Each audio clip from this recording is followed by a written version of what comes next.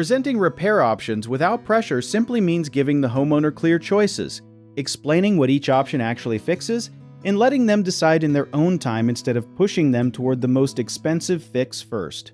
Think of it like ordering food at a restaurant instead of being told what to eat. A good way to do this is to offer a small option, a medium option, and a full option, so the person can see the difference between a quick patch, a solid repair, and a complete replacement. Explain the why behind each choice in plain words, like saying this fixes the leak for now, but this other option stops it from coming back for years.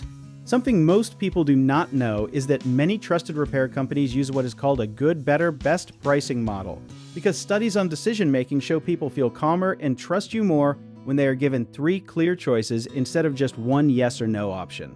Always put the estimate in writing instead of only saying it out loud, because seeing the numbers helps people feel like they are making a decision, not being talked into one.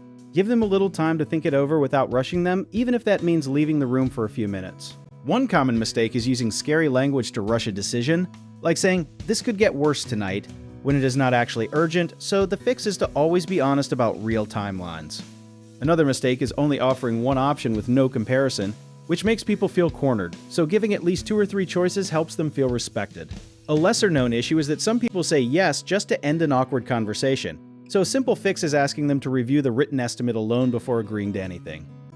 If you need help with a project, search for trusted, affordable local contractors at www.bighomeprojects.com. You can also download our app called Job It Tier, where homeowners and property owners can list jobs and have home service experts and contractors reach out and message you back with their estimates.